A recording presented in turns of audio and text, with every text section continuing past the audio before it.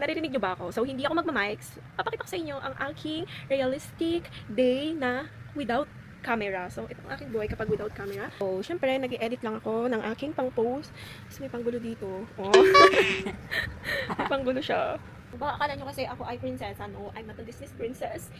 You know, Sino bang Disney princess dito? Sino ang Disney princess dito?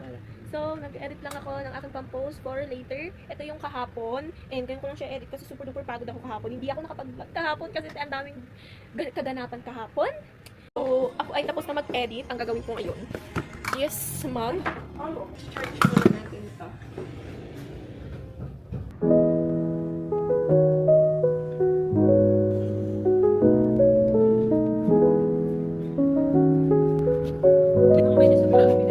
Paano pag sarado dito sa video?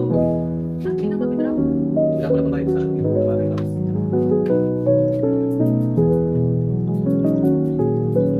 Ang ating pang gagawin. Makuha ko. Kasi bibili ako ng mga meron tayong pa-order bukas. So,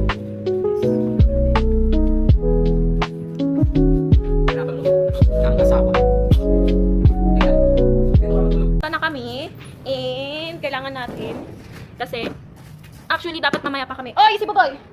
Oh, walang cut-cut to, te. Parang ikakat ko lang kapag, ito na yung realistic na aking ginagawa. So, pagtas namin, may pupuntahan lang kami. Nagpapawithdraw kasi si JD.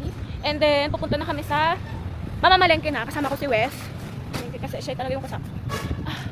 So, let's go. Lubat na yung camera ko. And ang dami pa namin gagawin. So, papunta na kami sa BDO. Lalakarin lang namin. Malapit lang naman kasi. Pero dito kami tatawid sa pedestrian lane. Para pag nasagasaan kami, meron bayad. Malapit lang kasi yung BDO dito sa amin. Pero sana pwede kami mag-withdraw. Kasi yung BDO dito, palaging unavailable. Hindi ko na narinig nyo ako. Pero, ayun yung BDO. Sana, kay JB naman yung pinapa-withdraw niya. Tapos katabi niya Mr. DIY and then, ayun yung BDO. Yun lang, temporary unavailable siya. So, i-chat ko si JB. So, i-chat ko lang si JB. Kung alam kung bakit every linggo, temporary unavailable sila dito.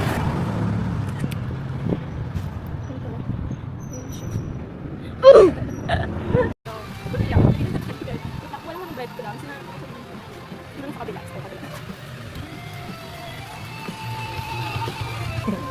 Mura. Yan ay hiyak. Wala naman tayo listahan. Paano i-stop to? Oo ba? Mali. Umiiyak siya.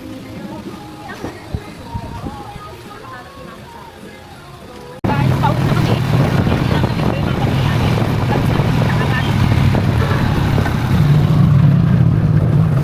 Ng pizza, pero parang mali kasi pinamix ko yung dalawang flavor, vegetable at saka meat. Tapos tingnan nyo nga kung mukha siyang vegetable at saka pepperoni pala.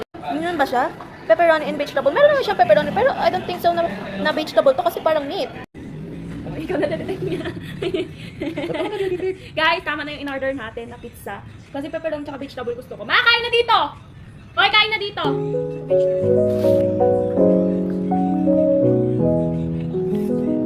Wala, ayun na kakahan. Kaya kayo. Ano na? Bugol!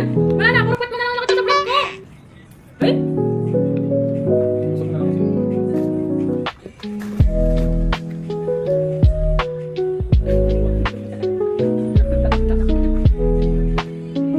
Ayan, ginagawa na natin yung pag-order natin bukas. Ito siya. Ito, mag-i-improvise na lang tayo.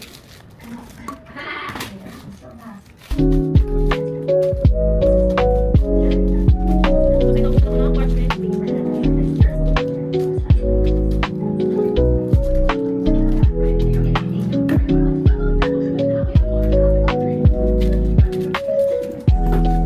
Bilangin muna natin kung ilan yung nagawa natin para talagang approve. So, 1, 2, 3, 4, 5, 6, 28 itong first batch natin.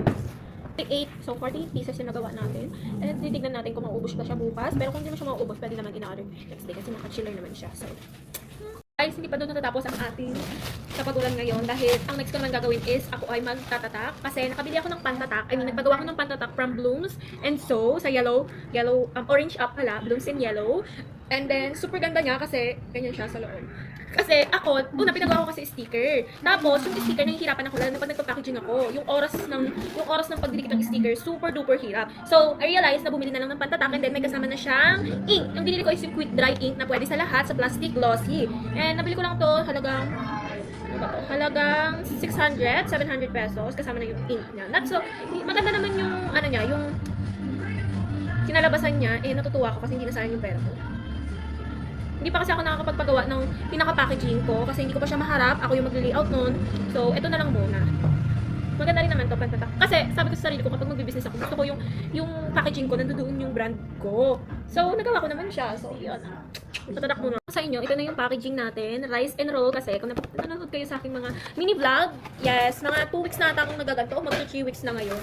So, may pa-order kasi tayo ulit tomorrow. And, kailangan natin magsipag, di ba? Ganyan na lang siya. Live kapag offline. Ganon. Ito ako nagtatatak. Malinis naman ito. Yan. Yan. I-gaganon ko. Kailangan kasi sa pinaka-flat surface mo siya itatatak. Then, tatak natin. Here. Next one. Hi guys, this is our last day and it's already 9:32 PM. So, ako ay ready for bed na pero mag-skincare muna ako. So, ito ang aking gamit. So, I have 3 products ang ginagamit ko for my skincare. Yes, 3 product lang. So, this one is Nivea, yung aking toner. Ito is bigay sa akin ng best friend ko yung nag-exchange gift kami. So, ginamit ko na lang. Sayang naman kung hindi ko gagamitin, diba? Mag-skincare na ako. Kasi, sinisipag ako. Charis. Lagi kasi ako sa labas. So, exposure ako palagi sa may usok. Tapos,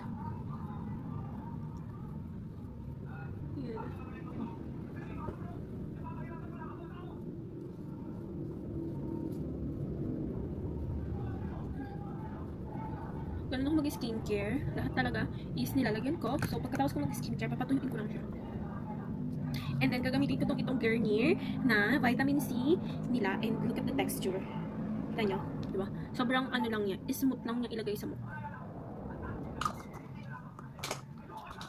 Tapos, siyempre, ilarab mo lang yun.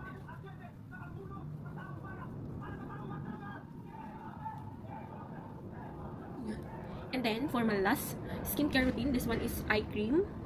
Here, from Papa Phil. Kinukuha natin sa skincare ni JB kasi maganda to. Kailangan kayo, mag-eye cream din kayo.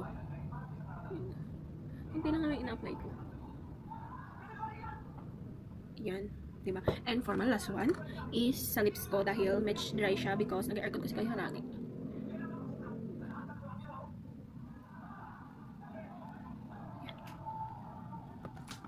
And for the final touch is, sanayin ko na, sorry yung na nagkukulong kahit natutulog kasi hindi ko alam. Ito bigay ano rin to, gift din to ng best friend ko and paubos na siya guys. Tapos papatuyuin ko lang yung aking buhok. There you are. So yun lang guys, sobrang ganda ng camera ko. Ito lang ang light ko, wala akong ring light or anything. And look at the, oh god, ang ganda pa rin ng tama texture. So yun lang guys, thank you for watching. Bye bye.